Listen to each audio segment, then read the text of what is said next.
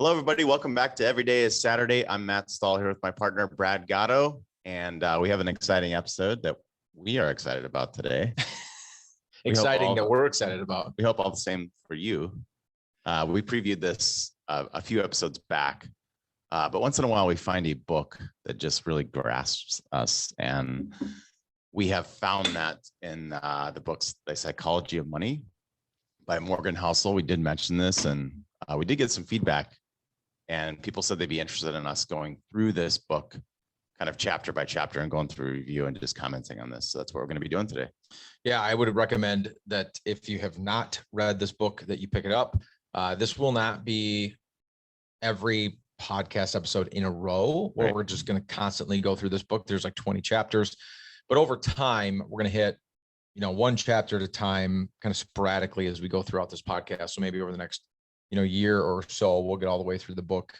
Maybe every 2 to 3 episodes or something on the podcast, we'll hit it. We don't have an exact cadence for it, but eventually we're going to work our way all the way through. And it is a pretty easy read. We have a couple of clients pick it up already. I had one client that read through it in an entire day. So it is a good read, pretty easy read. That's not the expectation for everybody. I don't remember the last time I sat and read an entire book. So if it takes us a year, then everyone will know what they're doing in about a year. Yeah, we're all going to be experts at this whole psychology of money thing. All right, before we jump in, what's new in your life? Well, as we record this, it's just after the 4th of July weekend, and I feel like a broken record because every time you ask me this, it's baseball, but we're not done with baseball yet. We've got baseball until the second week of August. My goodness. I think we get a week off and then it's football. So there you go. That's kind of what's going on. It's nice. just baseball. I love it though. The boys have both made state. So that's awesome. They've got state coming up here a couple weeks for one of them, 2-3 weeks for another one. And then that trip to Cooperstown that I think I mentioned in an earlier podcast. So we're excited about that. Love it. Yeah. That's amazing. How about you? Our experience is a bit different. Our soccer season is actually wrapped for the most part. Done. So we have off the kind pitch. Of a supplemental. Yeah, there you go. I love it. I only know that because break out the kit and the boots. Yeah. I'm gonna forget the name of the show. Ted Lasso. Yeah. Yes. Yeah. We do have a little supplemental playoff season also, but rather than having 3 different teams, there's only going to be one. So cuts down on the travel significantly. So. There you go. Well, very good. Let's jump in. Let's do it. We're gonna go through the first chapter of this book today, but there is an introduction, and we thought we'd kind of bring up the introduction, pay homage to the introduction because it does tell a great story that kind of kicks the book off. Yeah, homage. It kind of kicks the book off really well, so we want to at least bring the story up. Morgan kind of contrasts these 2 different characters, both wealthy in their own right. The first of which is a tech executive who made his money very quickly in the tech sector and had so much of it, he didn't really know what to do with it, and tells different stories in the introduction about how he interacted with money. The one that stood out the most to me was this instance, a couple of them. He broke a lamp in a hotel, and the hotel concierge guy was like, "Hey, that's a $500 lamp. You're going to have to pay us back for that lamp." And he kind of berated this guy and took a stack of $100 bills out of his pocket. And it was like $5,000. And he like threw it at him. He's like, "Don't ever insult me again. Here's for your dumb lamp." And then a later story, same guy, was how he was down at the pier with his friend and kind of bored. And so he had a kid go to the local jeweler and buy $1,000 gold coins for him. And then he proceeded to skip them into the pier, into the water, just for fun, just kind of laughing about how much money he had. Contrasting that to a gentleman whose name I want to get the whole thing correctly, Ronald James Reed, who actually has a Wikipedia entry, and it begins this way. It says, Ronald James Reed was an American philanthropist, investor, janitor, and gas station attendant. Ronald Reed was the opposite, didn't make his money in tech. In fact, he was, as it says there in the Wikipedia entry, he was a janitor, gas station attendant, a very regular Joe, if you will. Yep. And by the time he passed away, and nobody knew this, he had an estate worth $8 million. and he ended up giving the vast majority of it to charity and nonprofit institutions. Yeah, it's incredible story. I think we know who he'd pick as our mascot. Yeah, the tech exec. Fail. It is crazy. He gives a lot of detail about Ronald Reed and kind of what he did over the years. Fixed cars at a gas station for 25 years, swept floors at JCPenney's for 17 years. And he bought a 2-bedroom house for $12,000 at his age of 38 and ended up living there for the rest of his life, and ended up passing away back in 2014 at the age of 92. Yeah. The statistic he gives here, which is interesting, I'm going to read this straight from the book, is 2,813,503 Americans died in 2014, the year he died. Fewer than 4,000 of them had the net worth of over $8 million when they passed away. Ronald Reed was one of them. $6 million left to a local hospital and library, and $2 million to his stepkids. So yeah, it's pretty incredible. Crazy. I think the point that Morgan is making in this intro, I love it personally. He talks a lot about the soft skills versus the technical skills, and part of this contrast, he does, in contrasting the two individuals, he talks about, if you look at Ronald Reed's background, not highly educated. I think he was the first person in his family to graduate high school, if I'm correct. And contrasting that with the opposite, where it was an MBA educated executive, that had the pedigree and the soft skills of managing the emotions of money and navigating everything, as opposed to the technical side of things, because you'd look on paper and think that an MBA educated executive has the technical skills to do everything. Yeah. And that just further reiterates, I think, the conversation we have with clients often. It's, the soft skills are what get you there. It's not, it's not if this mutual fund can beat up that mutual fund and so on and so forth. So I love in the intro, just the kind of the landscape that he lays out to build everything from.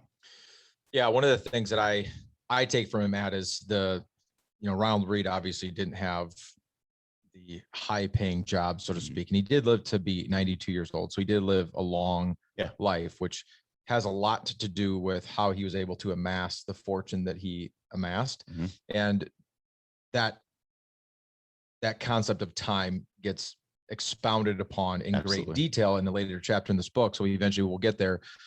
But more importantly, he just knew how to tell himself no, right? Like the trappings of the world, as they like to say, did not get to him. Mm-hmm. He was very obvious. You just tell by the numbers. I didn't know him personally, but very even keeled in his decisions, didn't overspend, outlive, kind of thing. And this idea of debt that we live in this society, it's just none of those things got to him. And although he didn't hardly make any money doing the jobs that he did, was able to, end up, like it says in the book, less than 4,000 people the year he died, over 2.8 million, less than 4,000 of them had the net worth that he had. Yeah. Incredible. Yeah. Pretty crazy. So that's kind of kicks off the book, is kind of, again, this dichotomy of, or comparing and contrasting of these different characters, kind of laying the foundation that it's not all about the numbers when it comes to success financially. A lot of it has to do with psychology. And so he uses that as a springboard to jump into the book. And that brings us to chapter 1, which is kind of the crux of our conversation for today. And chapter 1 is called No One's Crazy, which right away we might lose some people because maybe they're going to disagree. But leading into that, one of the last things he says in the introduction is a quote from Voltaire, where he says, "History never repeats itself, but man always does." And that applies very well to how you and I behave with money. And so as we jump into chapter 1, No One's Crazy, what is the point that he's trying to get at there, Matt? Yeah. I think there's one statement I'm going to pull out that's pretty early in this chapter. It says, people do some crazy things with money, but no one is crazy. Here's the thing. People from different generations, raised by different parents, who earned different incomes and held different values in different parts of the world, born into different economies, so on and so forth. So you get the idea. Our experience shapes our view of the world. Yep. and more specifically with money. And this is a conversation I had in the past often. Some people are very interested in money and some would rather have nothing to do with it. Yep. But the simple fact of the matter is, if you're going to live in the modern world, there is such thing as money. Yeah. So the one choice we do have is to choose what our relationship is with that. And so Morgan going through and setting the stage for this, I think is, just pointing out how all those different experiences we have when we grew up, who we grew up with, where that is going to shape our opinion and how we view the world. Yep. So something I may think is completely crazy would seem completely rational to you, and vice versa.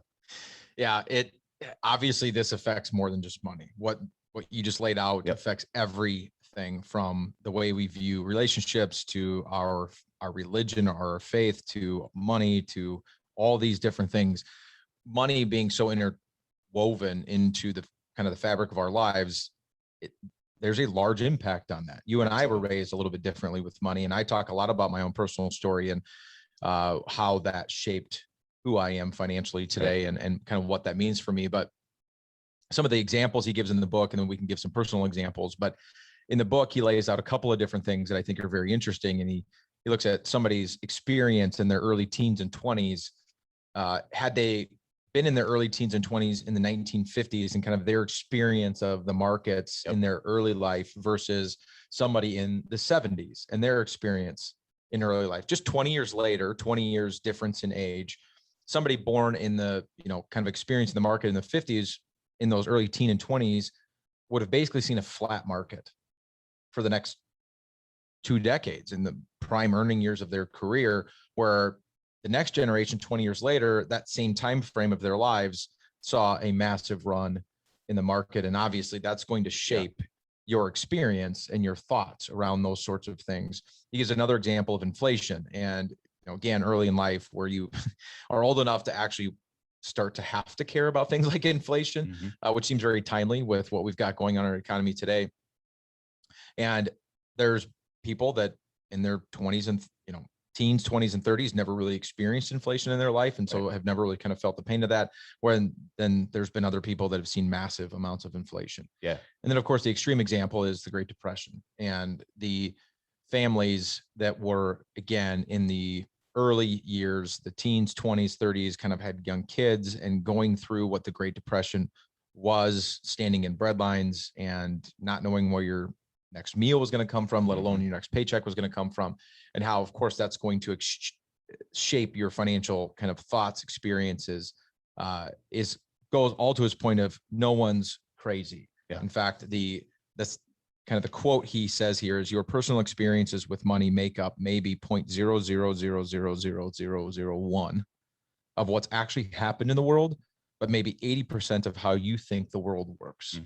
Yeah. And so personal experience is the largest contributing factor to how you and I feel about money and the biases that we have. Absolutely. We talk a lot about biases here in our process. And in fact, we go through something we call the client bias exercise. The bottom line is we all have bias. Absolutely. And that bias is shaped through all these personal experiences that we're talking about. And so I'm curious for you, Matt, is there one experience that you have or that you've seen as an advisor over the years that shapes people's financial decisions more than others, or one that just stands out anyway? Absolutely. Actually, something that I don't think we've ever talked about before. It just came to my mind as you were bringing this up. My sister's 5 years older than me, which in the grand scheme of history is like a blip, right? But you think about what was happening when she graduated from college and her experience versus what you or I experienced. It was complete contrast. Yeah. And now that I think about that, my sister's graduated from college around the .com boom and bust. Yep. And so that's a completely different experience of when I was graduating college and there was plenty of opportunity. We were kind of up on, we're on the rise again. So that's one thing that just came to my mind when I think about this, like just that small window can shape how you think about things so much moving forward. Yeah. And I think another one that jumps out for me from a bias perspective is I think I'll have a hard time ever thinking about a piece of real estate being a part of a long-term investment strategy, just because, again, that timing of, and you and I kind of moved to this whole, snake of the economy at similar times. Yep. But, we bought our first place at the peak of the market and back in the early 2000s, only to see that value get cut in half. So there's something back there that's programmed in that I just will never think of that as something where we will, where will be a long-term investment where we would make money. So. Yeah, I feel that one way too much. Christy and I got married in 2005, and like most married couples, had a wedding, and at that wedding you get gifts, and sometimes you end up with cash. And so we had kind of a pile of cash, and we were starting to save, and we decided not to use it to go on a honeymoon because we were trying to make the smart financial decision, and not go on a honeymoon. And so we didn't go on a honeymoon right away, and we saved that money instead so that we could start to, use it as a down payment on this first home. Well, we ended up buying a townhome in 2008 on an adjustable rate mortgage, like everybody else was doing at the time. Real estate seemed impenetrable. Like it seemed like the Fort Knox of where it's just where your money should be. Like, well, this, all it does is it goes up. And well, that lasted a couple months and then it started to go down. That was a very painful experience. We lost more than 50% of our home value. It was closer to 60% of the value of that townhome went away. I mean, we should have just went on the honeymoon. It would have been a better use of our resources. So I feel that one. Yeah. From a personal experience standpoint, real estate is part of my story too. Growing up, just having, grown up in a home where my parents divorced when I was fairly young, and a single mom, 3 kids, definitely shaped the way I feel about things. My wife and I, one of the biggest little arguments we get in is things like soap or body wash or toothpaste. I'm the guy that squeezes every last drop out of all of those things. And so we were in Wisconsin last weekend, and of course have your toiletries with you, and we're kind of packing up, and my wife takes this tube of toothpaste we had brought with us and throws it in the garbage. I'm like, what are you doing? And she's like, well, it's basically gone. And so let's not bring it all the way home with us, and just yesterday, so now more than a week removed, I made a point when I was brushing my teeth to say, do you notice what toothpaste I'm still using? So that, for whatever reason, has really stuck with me, because my mom was very stickler about, you don't throw that stuff away. You use it till it's gone. Food, same thing. I ate leftovers way longer than I probably should. Because again, you just didn't throw food away. You didn't know when you were going to be able to afford to go back to the grocery store. So you just made the highest and best use of the resources that you had. Absolutely. Ketchup tastes better on a lot more things than you think it does. Saltines, crackers. Oh man. So there's that. From the financial advising side, I think that what I've seen the most, as far as like the biggest pendulum of the strongest positive bias and the strongest negative bias, like has that biggest swath, is long-term care insurance. Yeah. And let me just be very clear. I hate talking about long-term care insurance. I know it's not a fun conversation. It's not something that we look to have discussions about and just get super excited when we get to talk to our clients about long-term care. But for some families, they walk in here and I have to unsell them on how much they need and all, because they have some sort of story in their life where mom and dad or aunt and uncle or grandma and grandpa ended up in a care facility, and this policy that they had like basically took care of them and saved the family farm, so they didn't have to sell land or do something to be able to pay these bills. And because of that super positive experience that they had, they're like, yep, absolutely, I want all the long-term care insurance I can get. On the flip side of the coin, we have people that come in here that basically think you have to be all kinds of dumb to ever buy long-term care insurance. It makes zero financial sense. You can't justify it.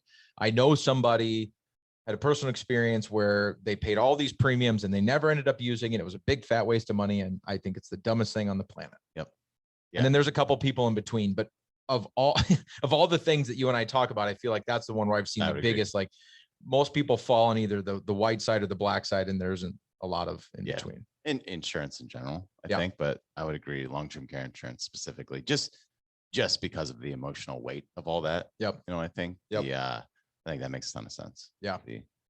How about you? What's been an example on the financial advising side where you've seen kind of this personal experience play out? Easy. The recency bias that we've talked about, Yep. where I don't know how many times I've had that conversation with people where it's like, my mortgage is going to be 4.37%. This is terrible. It's like, okay, take a big step back. Yeah. Interest rates have been low, extremely low for years. Yeah. And historically, that's as you and I know, and we've had this conversation so many times, like anything below 4 is pretty amazing long term. So let's take a step back and have some perspective. So it is very hard to have, especially when the markets move and your money is, at risk and things like that. It's very hard to gain any sort of perspective. But this idea of giving each other a break, because Morgan's point in this chapter is no one's crazy, to the extent of their personal experiences could have been very, very, very different than yours. Right. And that's where we shape, to his point, 80% of how you view the world is shaped out of your own personal experience, even though that makes up less than 1/10 of 1/1,000,000% of all the things that have happened in the world. Yeah. I'm gonna throw a quiz at you again. Yeah. I love this point that he makes, just knowing recency bias. I think I know where you're going. Yeah. I think I know the answer, so I think I'm okay. You just got it right. Last week, I believe. So I think it doesn't mean anything. When was the 401k first put into place? 78. Nice. How about the 1978, by the way. 1778. Columbus actually was. How about the Roth IRA? 97, 98. 1998. So I think that's another great point that he makes. Again, we all assume that this is just how it's always been. In reality, those two things are a baby in the, so this modern financial system that we're in, we're all new to this. And I think that's a great point that he makes as well. Well, yeah, the point he makes in the book is that the Roth IRA is barely old enough to drink alcohol. But it's not even just the savings side of it that's very new, right? This idea of 401ks, Roth IRAs, and kind of building your own wealth outside of a pension, which was the more traditional way to do things. We're still only a couple generations in to this idea that retirement is expected, retirement is deserved, we're kind of entitled to this idea of retirement, and building these nest eggs and building this pile of money and how to do it the most efficient way to do it. The baby boomers are really kind of the first generation to do what they're doing.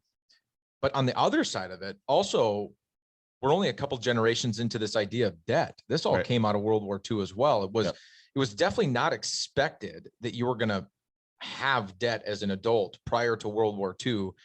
The idea, when all these soldiers came back on the GI Bill and they, the housing boom, because the baby boomers were all being born and taking out mortgages. And that was all kind of a new concept. Mm-hmm. The credit cards hadn't existed before that. The idea of like financing a car, just all of that is really quite new. Right. Now, our generation, that's the way that it's always been. I always think of like with my kids, obviously we're talking about the psychology of money here, but think about technology. My kids don't know anything other than smartphones. Right. They don't know anything other than the fact that the internet has just always been in their world. Right. They have no experience of the world where you had to look something up in a dictionary, or if you didn't know the answer to something, you just didn't know. You just move on. There was no Google. I mean, the best you had was grandma and grandpa, and usually their opinions weren't right. You didn't know that until you were an adult, and you went and looked it up, and you're like, "Wow, that wasn't even close." Oh man. But when it comes to money, this idea of this is what I know. This is what I understand. This is what's quote unquote correct.